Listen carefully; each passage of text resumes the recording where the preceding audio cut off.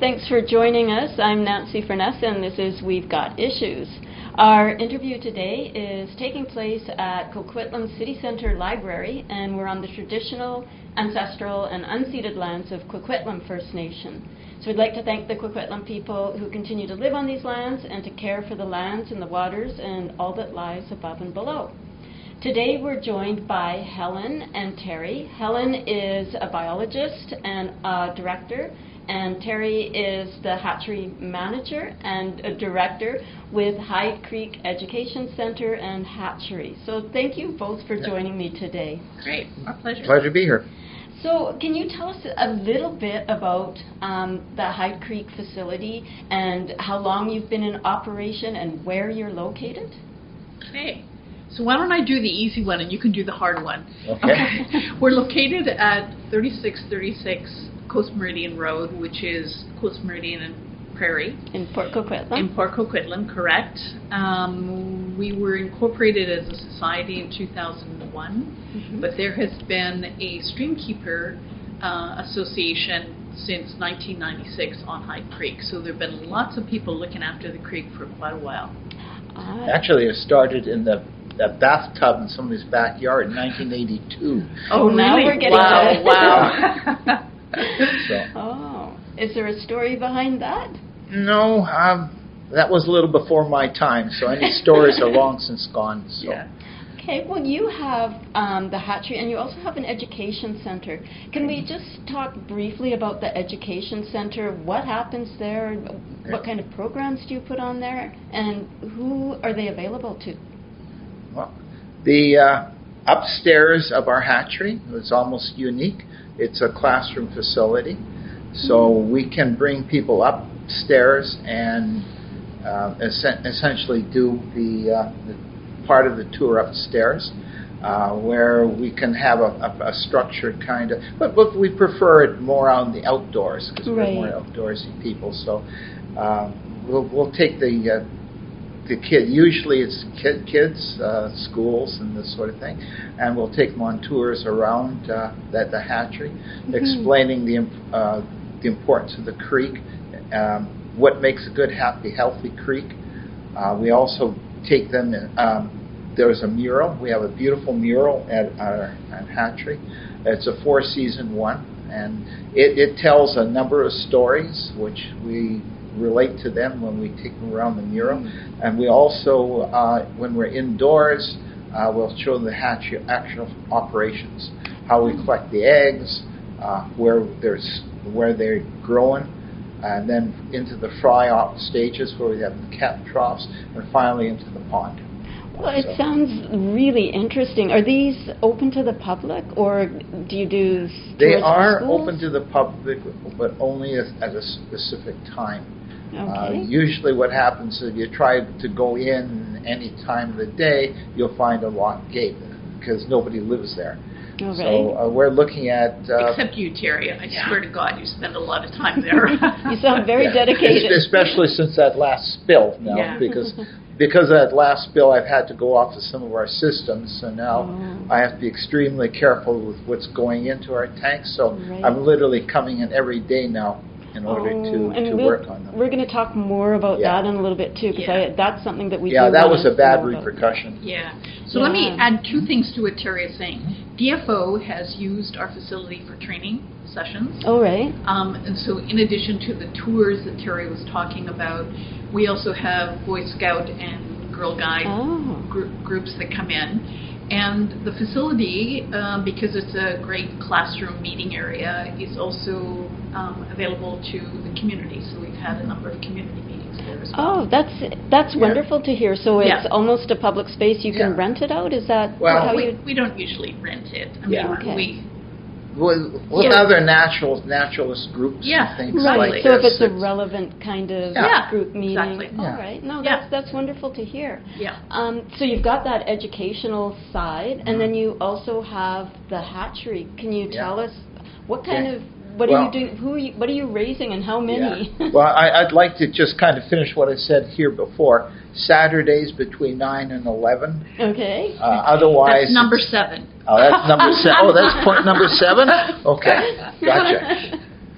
But Saturdays between 9 and 11, Yeah. the public can come by. The gates are Yeah. open. Terry will Free be tours there. to Helen anybody will that Yeah, be comes there. we'll in. be there, Yeah. and we have lots of volunteers who come in and start Yeah. by walking around and then thinking, Yeah. wow, this is pretty cool, let's stay. And so there are that's how you duties get that your we do. volunteers. That's how we get them. Sometimes we rope them and drag them in, but most of the time they just Reel come them in. in. Yeah, pretty, A number pretty of good with fish analogy. Okay. Yeah, and a number of them actually are tourists when they were younger, and they come in a second time, and they just stay with us, which is really great. Right. That's nice. You get long-term Oh, yeah. volunteers. They become more and Some more very valuable. serious Yeah. volunteers. So So to answer your question, we raise coho and we raise chum, salmon, and downstairs below the education center we have an egg room, and we have some troughs that we used for raising the salmon. So where do you get the eggs from? Can we start from from the beginning Okay. and just tell us? from the Yeah. creek. Okay, so you go out to the creek. You have volunteers in the creek with their hip Exactly. waders on, and Oh yeah, and that's I was fun. going to say it's usually chest waders, Yeah. because Oh. it's November. It's sort of Right, after the the river's October high. rains, if Yes. indeed we get October rains.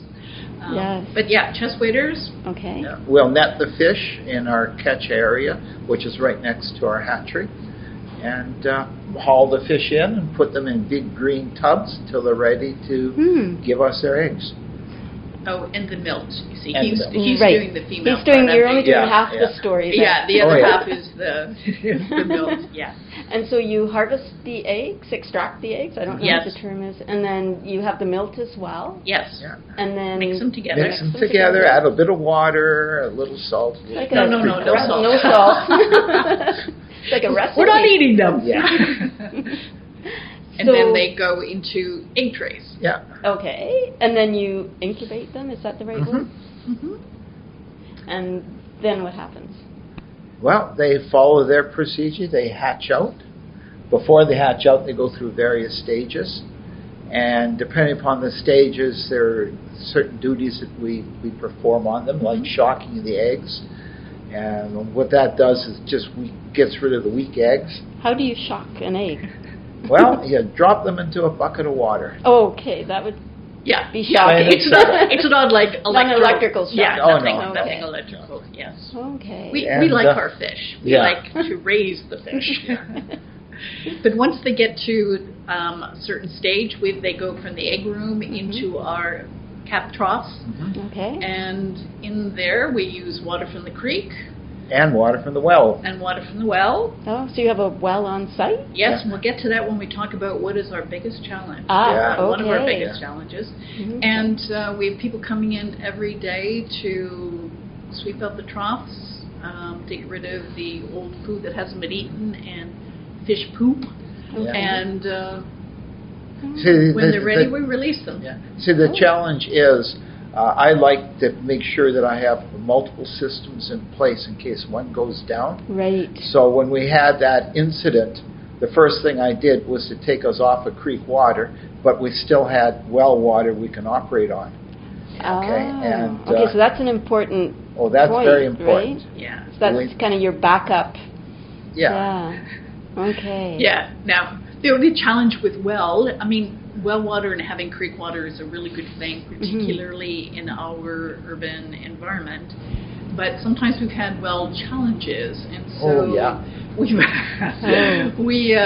we're doing some repairs and replacement of parts for our well, but still the well is critical and the creek are critical for our water supply. So when you have well water and creek water, like they're a little bit different. What about temperature? Are there differences that you have to worry about? Or? When you bring the water from the well, it's a constant temperature, which is a problem when you're raising the eggs, because you want them at a certain temperature, because at the colder temperatures they develop slower, and the problem is one of keeping the water level constant in a temperature. So we got chillers that we have to keep that water down. Right.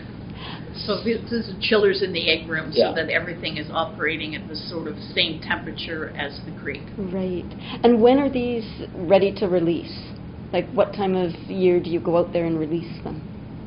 To release them, or when they're out of the egg room. Okay, well, let's go back to out of yeah. the egg room. Let's carry on. Because from what there. happens is they'll come out of the egg room, Yeah. and then we have to raise them to a certain size before the DFO requires us to clip their little adipose fins. Right. And once that's done, then we can put them where we want them to go. In particular case, the pond. So, but that's dependent again on the fish that are in the pond from the previous year, because they're what are called smolting out now, where they're okay. getting ready to go to the ocean. So with everything is dependent upon them. Once they're ready to go, they're out of the pond. Drop it, clean it, fill it, and these fish go so you're into ready that to go pond. again. So everything is cyclical. Every year it's the same. Right. So he's talking about coho, but we also have chum, and Yes. typically we release chum, I'm going to say towards the end of April. It depends on Yeah. a number of factors, one of which is there water in the creek? Mhm. If there isn't, we just keep moving downstream until we find a place to put the fish in. And I would say the coho we typically release early June, late May, early June. Late May. Yeah. So the chum have gone out Yeah. Oh, the already, chum go out and early. Yeah. the coho we're still waiting. Yeah. So you recently, there was an incident, unfortunate, and you lost some of those. Lost a fair bit. Yeah, can you But it tell was us? coho because coho, we the had chum had released already our gone. chum, because as Yeah. soon as the Yeah. chum hit the creek, they're They're down gone. to the Yeah, ocean. the last of the Okay. chum were released a week before.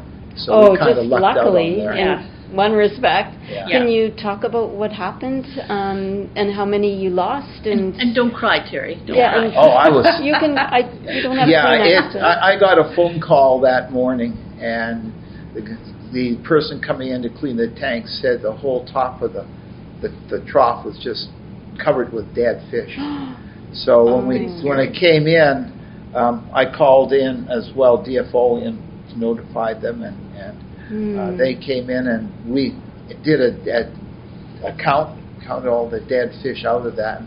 Out of around 12,000 fish, we had over 2,000 dead. So That's a that's a lot. lot of That's fish. like 20%, almost 20%. Almost 20%. I call it 20%, just rounding it Wow. off a bit. But yeah, that was a huge knock. And because of that, what's happening is the DFO gives us a target. We can only keep like 10,000 coho in the pond a year to become smolts to release. Right. Well, right now we're down to just a shade under 9,000. We didn't make our target because of that incident. And there's no way to make it up. No way to now, make it up. this year. No, there's no way to make it up. And typically, while we put coho into the pond because they spend another almost a year in fresh water, we typically put fish in Hardington Creek, Smiling Creek, so adjacent creeks to try and increase their populations. We can't do that yet. this year. No. Yeah. Water that's problems. sad. Yeah. So do you know what happened? Do you have any ideas or On what created suspicions? it? No idea. It's been running for the creek was running.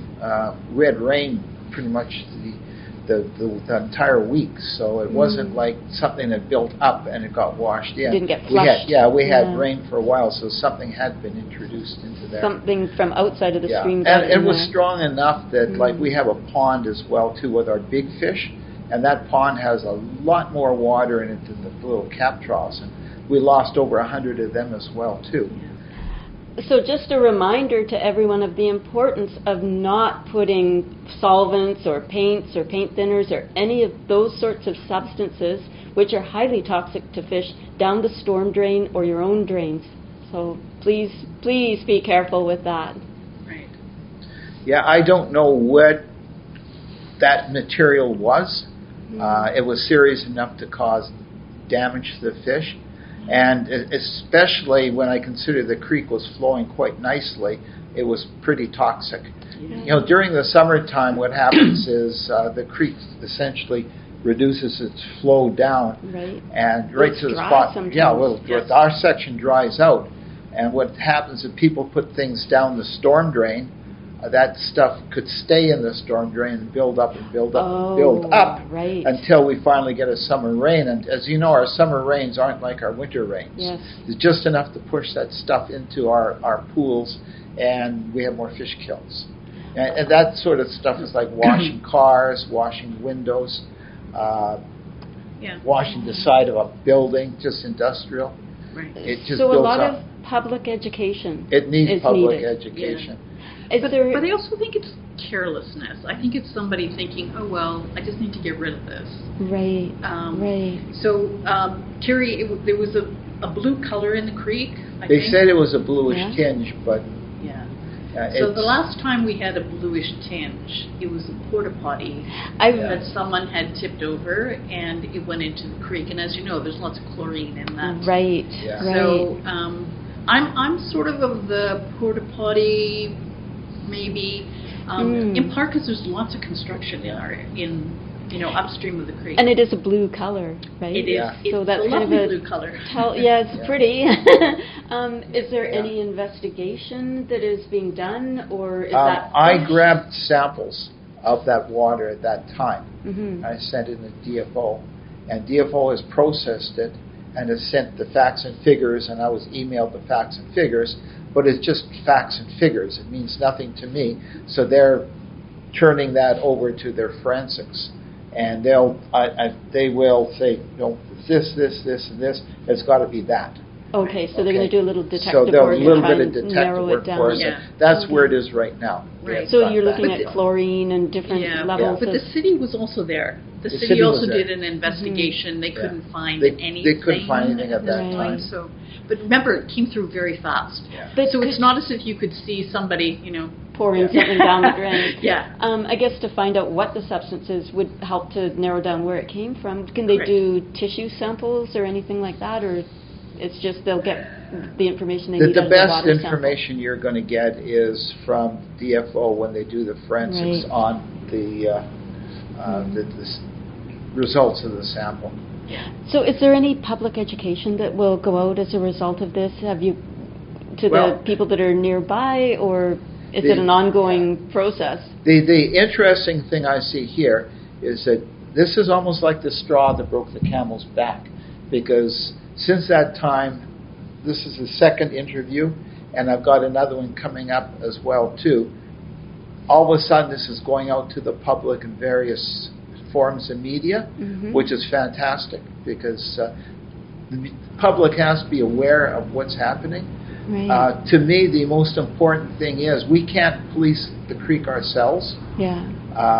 To have people living at the creek with eyes and ears open, and they see something happening, contact the Public Works Department of the city, tell them about what they're seeing.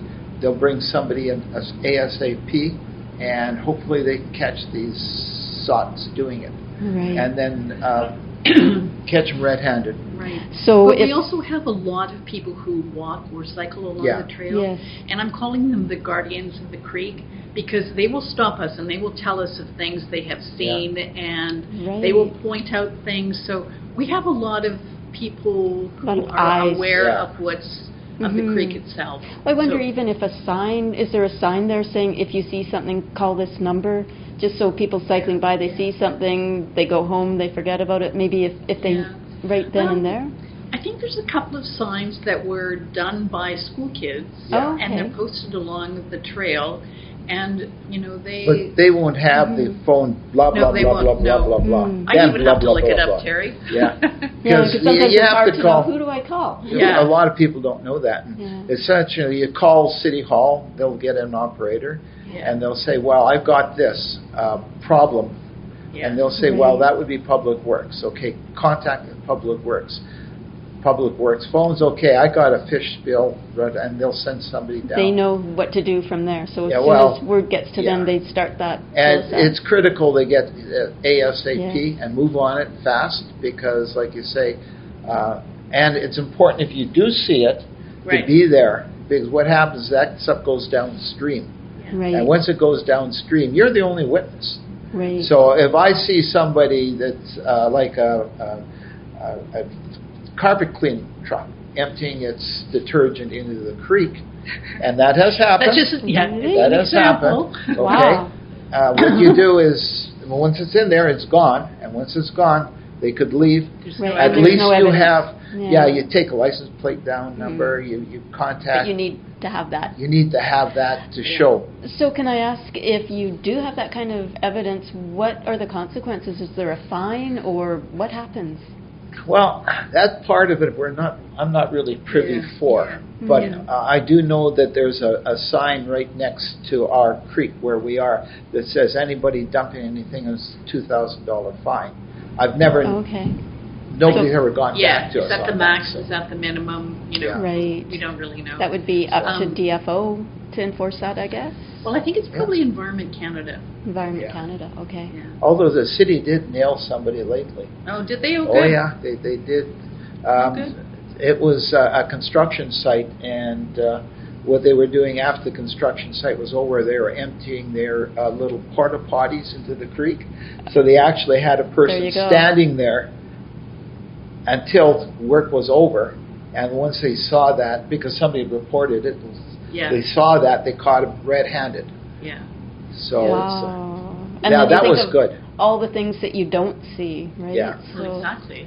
Yeah, so it sounds like you are depending on people to also speak up and keep an eye on Hyde most Creek and to... Absolutely. Absolutely. Yeah. Yeah. Can you tell me, do you have any other ways that people can get involved with Hyde Creek Watershed Society? Is there volunteer opportunities at the Hatchery? Can you... We call on volunteers all the time. There are certain things that we do. Clearing the creek, for instance, you don't think anything much of that, but if the creek dams up on you, the fish don't come up. Right. Right. We clear the creek. Yeah. So So there's opportunities for people there's to opportunities. join you and Yeah, get like- involved. We have roughly 50 members, and we're always looking for, I'm going to call them skills, but it's, electricians, plumbers, etc. And then Terry, who used to be a chemist, I'm a biologist by background, but we Right. have a range of people with a range of interests, and we always find things for them to do. the problem is they're all retired, and they tend to have a nasty tendency of dying off on us. which is Yeah. horrible. I know. But we're also getting a lot of younger kids as part Yeah. of volunteer programs in high schools. Maybe you and can then get them they to stay. mentor Yeah. before they go. Yeah, Yeah. absolutely. But we have a fair population of younger people. When I say younger people, it's like in their teens and early 20s. Okay, really younger. Yeah. Yeah, we have. Okay, only us would call that really younger. Yeah. There seems to be a block between teenagers and retirees. Yeah, there's quite It's all quite a those gap. people trying Yeah. to make ends meet and working, and Yeah. it's Yeah. hard. I think that Yeah, it's very hard to get the in-between. yeah. No, thank you so much for coming by today and sharing. Is there any last words that you want to say before we wrap up here? Okay. Well, one point I was going to make is I am always astounded at the wildlife in that area. We are an urban area. I mean, there's houses on both sides, Mhm. but we've seen otter in the creek. Yes. We have Yeah. heron. We have pileated woodpeckers. Lots of ducks. After a while, Owls. it's like Yeah. it's a duck. Owls, but bobcat, Yes.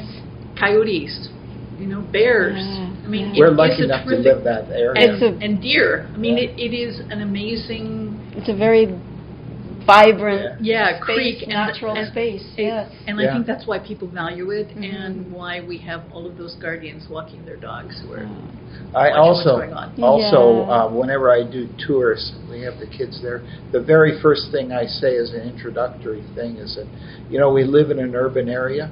There are, say, 10,000 people in our area, 20,000 people. It just takes one to destroy our creek. Yes. Just Yeah, one. that's a good point. Yeah, that is a good point. Yeah. But thank you again so much for coming in. Really Great. enjoyed talking to you, Helen and Terry, and I hope that we can talk again soon.